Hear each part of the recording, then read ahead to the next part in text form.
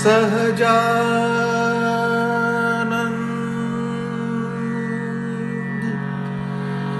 સહજાનંદ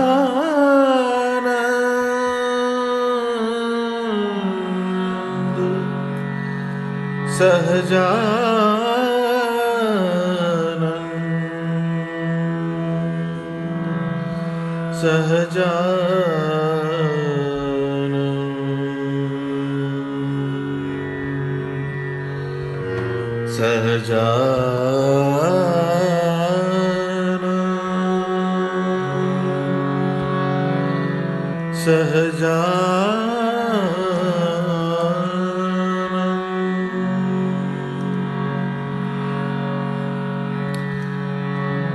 नाव के काग की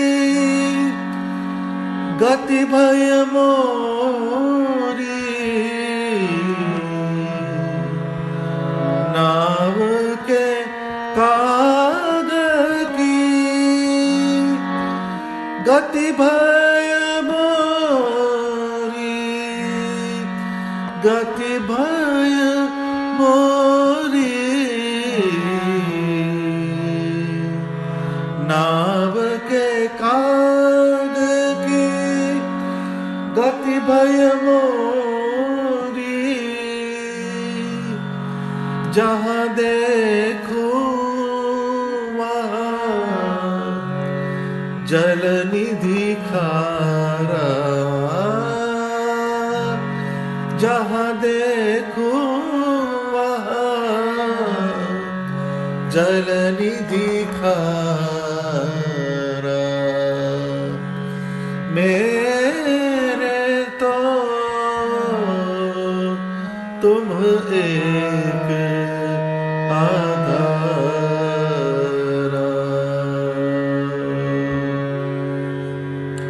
સહજાનંદ સ્વામી મહારાજની જય. આ પદમાં મુક્તાનંદ સ્વામી એક જુદું જ ઉદાહરણ આપે છે. આ પંક્તિઓમાં એક ત્રિકોણ રચાય છે. નાવ કે કાગ કી ગતિ ભય મોરી, જહાં દેખું વહાં જલ નિધિ ખારા. તો એક નાવ એટલે કે નાવડી છે, એના સડ ઉપર એક કાગડો બેઠેલો છે અને એ વહાણ જે છે, નાવ જે છે એ સમુદ્રની અંદર ચાલ્યું જાય છે. એટલે સમુદ્ર, વહાણ અને કાગડો, આ ત્રણનો ત્રિકોણ આ પંક્તિઓમાં રચાયેલો છે. આ બહુ સમજવા જેવી વાત છે. જેમ કાગડો હોય એ કોઈ નાવના સડ ઉપર બેસી ગયો હોય અને પછી એ નાવ સમુદ્રની અંદર ચાલ્યું જાય, ઘણે બધે દૂર જાય, પછી જે કાગડો જે છે એને માટે એ નાવ જ આશ્રય સ્થાન બની જાય છે. કારણ કે કાગડાની પાંખમાં કોઈ બી બાજુ જવાની કેપેસિટી નથી, ક્ષમતા નથી. એ ઉડીને કોઈ એક બાજુ જઈ શકતો નથી. કેમ કે નાવ જે છે ઘણે દૂર ચાલી ગઈ છે. એવી રીતના આ જીવ જે છે એ એના જન્મ મરણના સંસ્કૃતિના પ્રવાહની અંદર આગળ ને આગળ ચાલ્યો જાય છે. એટલે એને માટે કોઈ છેડો પામવાની કોઈ શક્યતા નથી. એટલે આ જીવની અંદર કોઈ ક્ષમતા નથી કે જે એક કિનારે જઈ શકે. કિનારો એટલે શું? તો કે જન્મ અને મૃત્યુ એની સંસ્કૃતિમાંથી છૂટીને મુક્તિ પમાડે એવી કોઈક વાત, એની જો એને પ્રાપ્તિ થાય તો એ કિનારે પહોંચી ગયો કહેવાય. તો એ કાગડો જે છે કોઈ જગ્યાએ જઈ શકતો નથી. એને જે નાવડી છે એના સઢને જ પકડીને બેસી રહેવું પડે છે. કાગડાની જગ્યાએ આપણો જીવ છે. હવે જીવ જે છે, જેમ કાગડો વહાણની અંદર ચાલે છે તો ચારે બાજુ ખારું પાણી છે, એ પાણી પીવાય એવું પણ નથી. એવી રીતના આ સંસારના જે સુખ છે, પંચ વિષયના જે સુખ છે, એ દરિયાના પાણી જેવા છે. જેમ દરિયાનું પાણી હોય એને પીવાય નહીં, એમાં નવાય ખરું, તરાય ખરું, એમાં ગમ્મત થાય, પાણીની અંદર જે કોઈ રમત રમતા હોય એવું રમી શકે, પણ એ દરિયાનું પાણી પીવાય એવું નથી. એવી રીતના આ સંસારની જે પ્લેન છે એની અંદર જીવ જે ડીલ કરે છે એમાં એ મુશ્કેલી ક્યાં આવે છે કે એ દરિયાનું પાણી અંદર પી જાય છે. એ સંસાર જે છે એના જે પંચ વિષયના ભોગ જે છે એની અંદર એને ભરપૂર આસક્તિ થઈ ગઈ. એ આસક્તિ એને મારે છે, એ એના જીવની અંદર એ પેસી ગયું. એને કારણે જેમ પેલું ખારું પાણી દરિયાનું પેટમાં જાય તો એ ડિહાઇડ્રેશન કરાવે, ઉલટીઓ કરાવી નાખે. તો એ વાત જે સ્વામી સમજાવવા માગે છે કે નાવ કે કાગ કી ગતિ ભય મોરી, જહાં દેખું વહાં જલનિધિ ખારા. તો એ ભગવાનની જે મૂર્તિ જે છે એ નાવની જગ્યાએ છે, આપણો જે જીવ છે એ કાગડાની જગ્યાએ છે, અને આ સંસાર જે છે એ ખારા સમુદ્ર જેવો છે. હવે ભગવાન પાસે આપણે જવાનું છે તો એને માટે આ ખારો સમુદ્ર પાર કરીને જ જવાનું છે. આ ભવસાગરની અંદર આપણે તરતા તરતા જવાનું છે આગળ ભગવાન પાસે. એ જે ભવસાગર એની અંદર આપણે મુસાફરી કરવાની છે, તો એ આપણાથી થઈ શકે એવી નથી. એટલા માટે ભગવાનની મૂર્તિરૂપી નાવ, એનો સહારો આપણે લેવો પડે છે. એ જો નાવને પકડી રાખીએ તો આપણો જીવ ભગવાનના ધામને પહોંચી જાય. પરંતુ એની અંદર ઘણા બધા વિક્ષેપ આવે છે. એના કારણ શું છે? તો કે આ જીવને જ્ઞાન નથી થયું, એના અંદર વિવેકનું ઉદ્બોધન થયું નથી. એને કારણે આ વસ્તુ આપણને ફીટ નથી થતી. તો જે જીવબા હતા, લાડુબા હતા, રાજભાઈ હતા, એ આ સત્સંગની અંદર જીવન જીવી ગયા. એ આપણા માટે બહુ જ ઉદાહરણ રૂપ હતું. તો એમને પણ આ સંસારની અંદર ઘણી બધી વસ્તુઓ જોયેલી, પણ એને એ લોકો પાર કરી ગયા, જેની નિષ્કુળાનંદ સ્વામી નોંધ લે છે. ધન્ય જીવ બાઈ હરિજન, ધન્ય જીવ બાઈ હરિજન, રૂડા રાજબાઈ છે પાવન, મળ્યા જે દીના જીવન પ્રાણ, સ્વામી સહજાનંદ સુખ ખાણ, અંતરમાં અણગમતો થયો છે સર્વે સંસાર, અંતરમાં અણગમતો થયો છે સર્વે સંસાર, માત તાત કુળ કુટુંબનો જેણે કર્યો અતિશય અભાવ, ધન્ય જીવબાઈ હરિજન, રૂડા રાજબાઈ પાવન, મળ્યા જેદીના જીવન પ્રાણ, સ્વામી સહજાનંદ સુખ ખાણ. એ જીવન પ્રાણ એટલે આપણા જીવનો પ્રાણ કોણ છે? તો કે સ્વામિનારાયણ ભગવાન છે. એ જ્યારથી મળ્યા, સ્વામી સહજાનંદ સુખ ખાણ, સુખની ખાણ સમાન ભગવાન સ્વામિનારાયણ, એમની જ્યારથી પ્રાપ્તિ થઈ તો એ નાવ એમને આ ભવસાગરની અંદર મળી ગયું. એ ખારા સમુદ્રના જળની અંદર મુસાફરી કરવા માટે સ્વામિનારાયણ ભગવાનની મૂર્તિરૂપી નાવ એમને પ્રાપ્તિ થઈ. એનાથી શું થયું તો કે અંતરમાં અણગમતો થયો છે સર્વે સંસાર. એટલે એમના અંતરની અંદર આ સંસાર જે છે એના પ્રત્યે અણગમો થયો.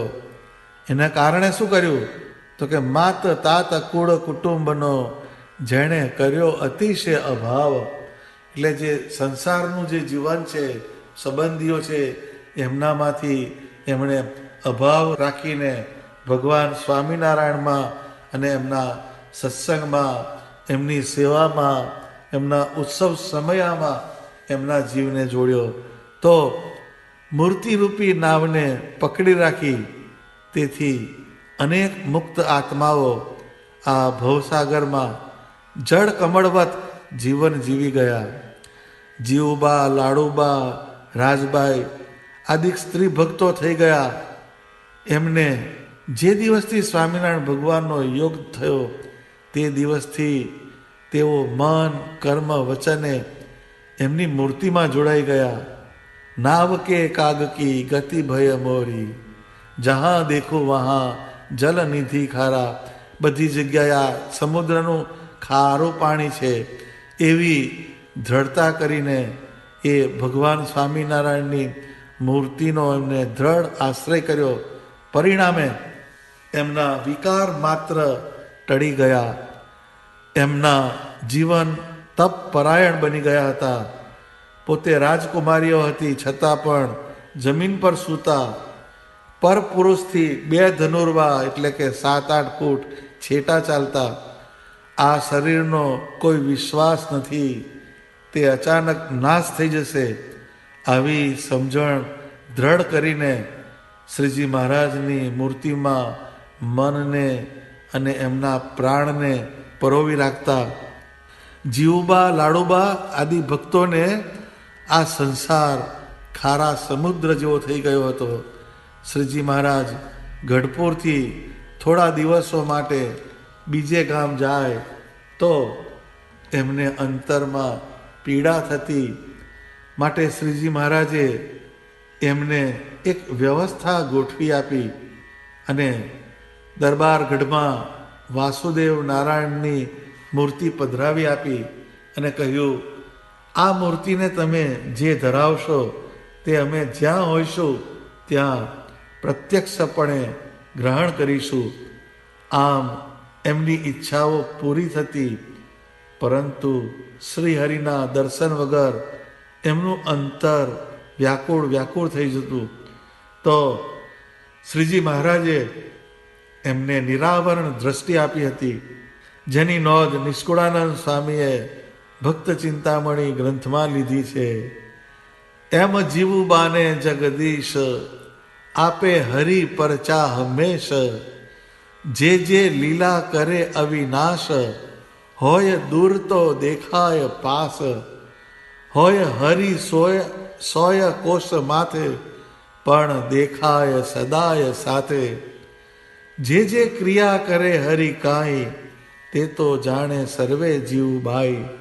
ભગવાન સ્વામિનારાયણે જીવુબાને નિરાવરણ દ્રષ્ટિ આપી, જેના કારણે એમને ભગવાન સ્વામિનારાયણ જે લીલા કરે એના પ્રત્યક્ષ દર્શન થતા. 100 માઇલ દૂર હોય ભગવાન તો પણ જાણે એમની સાથે જ છે એવી રીતના એ ભગવાનની દરેક ક્રિયાઓના દર્શન કરી શકતા. એ જીવુબાને એ પ્રાપ્તિ શેને કારણે થઈ તો કે એમણે પોતાના આત્માને ભગવાન સ્વામિનારાયણની મૂર્તિમાં જોડી દીધો હતો. મૂર્તિરૂપી નાવ એમણે ક્યારેય છોડી નહીં અને સ્વામિનારાયણ ભગવાનની મૂર્તિને પકડી રાખી અને આ સંસાર છે એ ખારા સમુદ્ર જેવો છે એવી દ્રઢતા કરી. આ બધો પ્રભાવ જીવને મૂર્તિરૂપી નાવમાં જોડવાનો હતો. જીવ જેટલો સ્વામિનારાયણ ભગવાનમાં હેતે કરીને જોડાય એટલો સંસારમાંથી રાગ ઓછો થાય છે. એ આ પંક્તિઓનું હાર્દ છે. સ્વામી આગળ લખે છે, તુમ મોકુ મિલિયો તો આનંદ અતિશય, તુમ મોકુ મિલિયો તો આનંદ અતિશય, बिसरत सब दुख वारंवारा, बिसरत सब दुख वारंवारा, मेरे तो तुम एक आधार। સ્વામી અહીંયા આનંદની પરિભાષાને સમજાવે છે. ભગવાન સ્વામિનારાયણનો જેટલો ને જેટલો સંબંધ વધતો જાય, દ્રઢ થતો જાય, એટલો ને એટલો એ જીવમાં આનંદ આવતો જાય છે. એમની મૂર્તિનું દર્શન કરો એટલે આનંદ, સ્વામિનારાયણ મંત્રની ધૂન બોલો, મંત્ર જાપ કરો એટલે આનંદ, સ્વામિનારાયણ ભગવાનના લીલા ચરિત્રો કીર્તનો બોલો, સાંભળો અને વાંચો એટલે આનંદ, એમના વચનનું અનુસંધાન કરો એટલે આનંદ, એમની મૂર્તિને વિવિધ ઉપચારો વડે પૂજો એટલે આનંદ, એમના આચાર્ય સંત હરિભક્તને જમાડો, પૂજો એટલે આનંદ, એમના ચરણારવિંદ તથા પ્રસાદીની વસ્તુઓનો સ્પર્શ કરો, એનું પૂજન કરો એટલે આનંદ, એમણે બાંધેલા મંદિરોના દર્શન કરો એટલે આનંદ, એમની મૂર્તિની પ્રદક્ષિણા કરીએ, એમની મૂર્તિના દર્શન કરીએ એટલે જીવની અંદર આનંદ થાય. ટૂંકમાં ભગવાનને મળવાના આટલા જુદા જુદા પ્રકારો છે. તુમ મોકુ મિલિયો તો આનંદ અતિશય. તો આટલી બધી જુદી જુદી રીતે સ્વામિનારાયણ ભગવાનનો મેળાપ થાય છે. એ જેને થાય એના જીવનમાં આનંદ વ્યાપી જાય છે અને બિસરત સબ દુઃખ વારંવારા. આ આનંદમાં, સુખમાં, વ્યવહાર, દેહના દુઃખ વિસરાઈ જાય છે. વ્યવહાર અને દેહના જે દુઃખ છે એ આ સુખની અંદર મૂર્તિના દર્શનના, મૂર્તિના સંબંધના આનંદમાં એ વિસરાઈ જાય છે. પરંતુ એનો અનુભવ કરવો પડે. આ આનંદની વાત સમજાવતા મુક્તાનંદ સ્વામી કહે છે, સોઈ સાચો आनंद है तजत जगत की आश, सोई साचो आनंद है तजत जगत की आश, मुक्त कहे हरि भजन बिना भरत न खाली श्वास, भरत न खाली श्वास. તો સ્વામી કહે છે, જીવનમાંથી આનંદ ક્યારે જતો રહે એનો વિચાર કરીએ તો એક વાત સ્પષ્ટપણે સમજાશે. સોઈ સાચો આનંદ હૈ તજત જગત કી આશ. કે ભગવાને આપણને જે આપણા પ્રારબ્ધ કર્મ અનુસાર આપણને આપ્યું છે એને વર્તમાનમાં ભોગવીને ભગવાનનું ભજન કરવાના બદલે આપણે જે આપણી પાસે નથી તેની આશામાં વર્તમાનને ભૂલીને ભવિષ્યમાં અટવાઈએ છીએ. એ આશા આપણા જીવનમાં આવી એટલે ચિંતાના બંડલો લઈને જ આવે છે. માટે જગતના પદાર્થની આશા એને તમે છોડો તો જ જીવનમાં આનંદની એન્ટ્રી પડશે. એ આશા જ બધાને મારે છે. જગતની આશાનો ત્યાગ કર્યો ત્યાંથી જ તમારા જીવનમાં આનંદની શરૂઆત થઈ ગઈ. આનો અર્થ એવો નથી કે તમારે મહત્વાકાંક્ષી ન થવું. જીવનમાં ધ્યેય તો ચોક્કસ હોવા જોઈએ. ભગવાન જે આપણને સહજ આપણને આપે છે જીવનની અંદર, એનો સ્વીકાર કરીને એમાં આનંદ માનીને આપણે જીવનને વ્યતીત કરવું જોઈએ. પરંતુ જરૂરિયાત અને વધારે પડતી ખ્વાહિશ, ઈચ્છાઓ, આ બેમાં બહુ ફરક છે. આપણા જીવન ધોરણને જરૂરિયાત સુધી સીમિત રાખીને પછી પૂરતો પુરુષાર્થ કરીને ભગવાનની મૂર્તિનો સંબંધ રાખીને શ્વાસ ઉચ્છ્વાસે બને તેટલા સ્વામિનારાયણ મંત્રના જાપ કરે તો જીવનમાંથી બિસરત સબ દુઃખ વારંવારા, દુઃખની ક્ષણો ભૂલાતી જાય અને દુઃખની જગ્યાએ સુખની અનુભૂતિ થાય છે.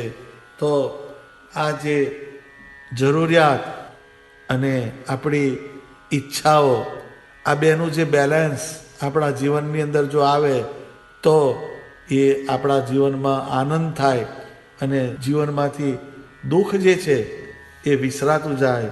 સ્વામી આગળ લખે છે, રસિક શિરોમણી તુમ બિન મોકુ,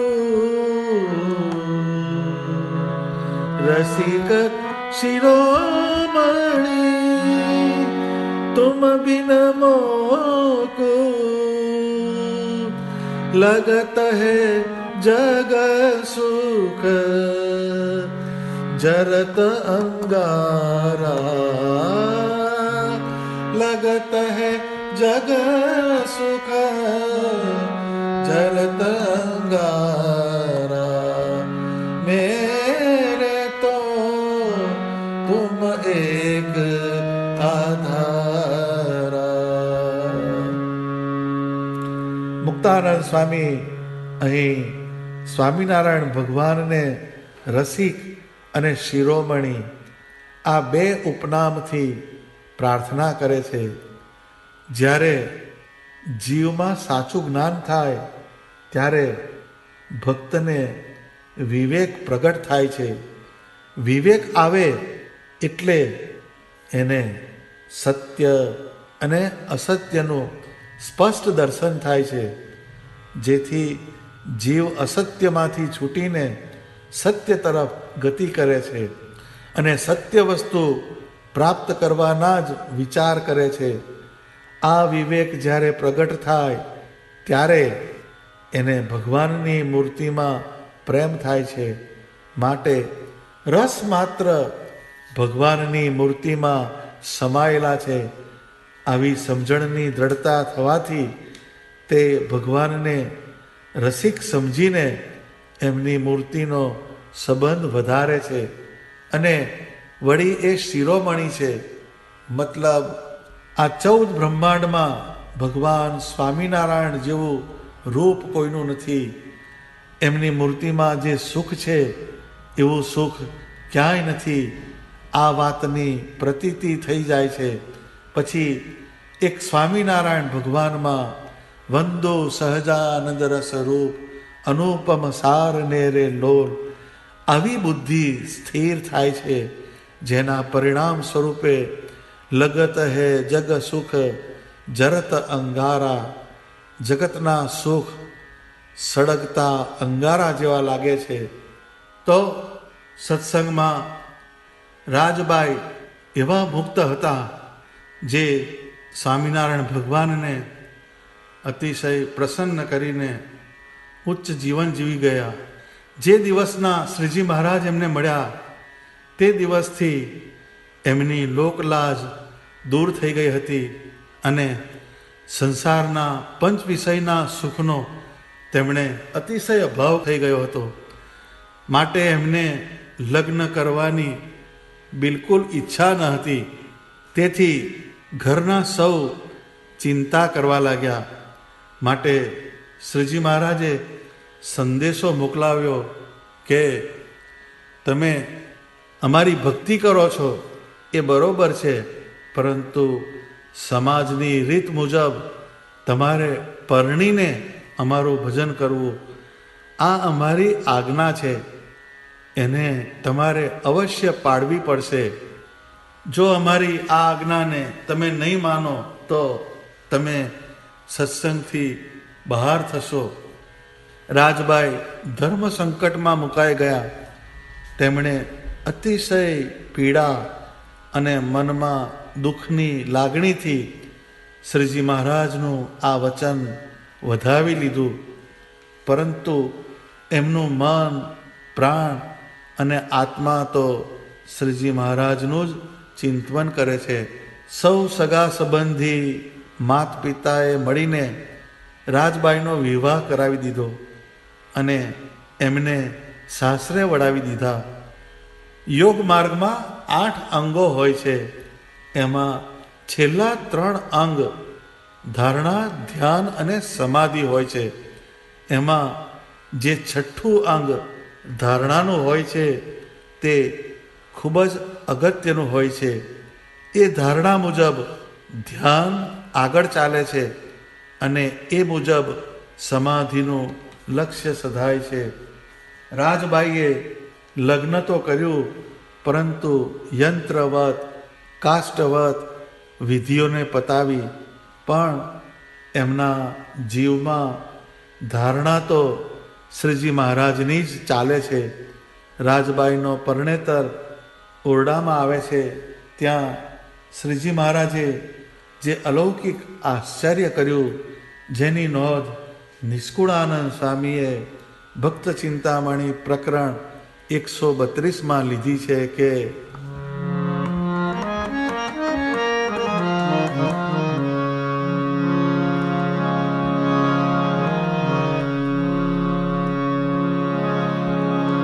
દીઠું પુરુષે બાઈનું રૂપ, સિંહ સદૃશ્ય ભાસ્યો સ્વરૂપ. દીઠું પુરુષે બાઈનું રૂપ, સિંહ સદૃશ્ય ભાસ્યો સ્વરૂપ. જોઈ પુરુષ પાછો જ ભાગ્યો, અતિ ડર મન માહી લાગ્યો. આ તો મનુષ્ય નહીં નિર્ધાર, કોઈ કારણિક અવતાર. માટે વેલ એની પાછી વાળો, માટે વેલ એની પાછી વાળો. જો મારું ભલું થવાનું ભાળો. દીઠું પુરુષે બાઈનું રૂપ, સિંહ સાદ્રશ્ય ભાસ્યું સ્વરૂપ. સ્વામી કહે છે, દીઠું પુરુષે બાઈનું રૂપ, સિંહ સાદ્રશ્ય ભાસ્યું સ્વરૂપ. એ જેવો એમનો પરણેતર ઓરડામાં જાય છે, એવું રાજબાઈનું જે મુખારવિંદ જે છે એ સિંહણનું થઈ ગયું. જોઈ પુરુષ પાછો જે ભાગ્યો, અતિ ડર મન માહી લાગ્યો. એને જોઈને એમના જે પરણેતર હતા એ હેપતાઈ ગયા અને અતિશય ડરથી એ પાછા ભાગ્યા. એણે બહાર આવીને કહ્યું, આ તો મનુષ્ય નહીં નિર્ધાર, કોઈ કારણિક અવતાર. આ કોઈ સામાન્ય મનુષ્ય નથી, સામાન્ય સ્ત્રી નથી. આ તો કોઈ કારણને માટે ભગવાને કોઈકને મોકલ્યા હોય એવો અવતાર લાગે છે. એવી અવતારી શક્તિ આ બાઈમાં છે. માટે વેલ એની પાછી વાળો, જો મારું ભલું થવાનું ભાળો. માટે એની વેલ જે છે એને પાછી વાળો, તો એમાં મારું ભલું થશે. આવી રીતના સ્વામિનારાયણ ભગવાને વચલો રસ્તો કાઢીને રાજબાઈના વૈરાગ્યને આશ્રય આપ્યો અને એમને એમની મૂર્તિનું સુખ આપ્યું. રાજબાઈનું વેલડું પાછું વળ્યું અને પિયર પાછા આવ્યા અને લગત હે જગ સુખ જરત અંગારા. આ જે એમના અંદરના મનની સ્થિતિ હતી તે બહારની સપાટી પર દેખાવા લાગી. રાજબાઈએ સારા વસ્ત્ર આભૂષણનો ત્યાગ કર્યો, ગળ્યું ચીકણું ખાવાનો પણ ત્યાગ કરી દીધો. સાદું નિસ્વાદ ભોજન કરતા, ખાટલો પાટ એના પર સૂવાનું બંધ કરીને જમીન પર સૂવાનું શરૂ કરી દીધું. અતિશય તપથી શરીરને દમવા માંડ્યું અને મન સ્વામિનારાયણ ભગવાનના ભજનમાં વધારે ને વધારે જોડવા માંડ્યું. કુટુંબીઓ રાજબાઈની તપપરાયણ ભક્તિની નિષ્ઠાની સામે હારી ગયા. રાજબાઈએ અન્ન જળનો વ્યવહાર કુટુંબ સાથે ત્યાગ કરીને ગઢપુર જવાનો નિર્ણય કર્યો અને ત્યાં જીવુબા લાડુબા સાથે રહીને સમગ્ર જીવન ભજન સ્મરણ સત્સંગમાં વ્યતીત કર્યું. સંપ્રદાયમાં રાજબાઈનો ત્યાગ અજોડ છે, કારણ એમણે જગતના પંચ વિષયના સુખને બળતા અંગારા જેવા સમજીને સ્વામિનારાયણ ભગવાનની મૂર્તિના ધ્યાન ભજનના આનંદને માણ્યો. સ્વામી અંતમાં કહે છે, મુક્તાનંદ કે અંતર્યામી, મુક્તાનંદ કે અંતર્યામી, કહા સમજાવું સબ जाननहारा, मेरे तो तुम एक आधारा. સ્વામી શ્રીજી મહારાજને પ્રાર્થનાપૂર્વક વિનંતી કરે છે કે હે સ્વામિનારાયણ ભગવાન, તમે તો અંતર્યામી છો, ઘટ ઘટમાં વ્યાપીને સૌના જીવમાં પ્રકાશ કરો છો અને અનેક જીવને તમારી મૂર્તિ અને જ્ઞાનના પ્રકાશથી આનંદ આપો છો. તમે બધું જાણો છો, હું તમને શું જણાવું. આ પ્રાર્થના પણ એક માત્ર ઔપચારિકતા છે. માટે અંતર્યામી એવા સ્વામિનારાયણ ભગવાન આ બ્રહ્માંડમાં ઘટ ઘટમાં સર્વત્ર વ્યાપીને રહેલા છે અને રોજ એ જ ભગવાન મારા શરીર મન પ્રાણ આત્મામાં પણ વ્યાપીને મને એમની મૂર્તિનું સુખ આપે છે. માટે હું સુખરૂપ છું, આનંદરૂપ છું. આવી ભાવના દ્રઢ કરવી એ આ પદનું હાર્દ છે. સહજાનંદ સ્વામી મહારાજની જય.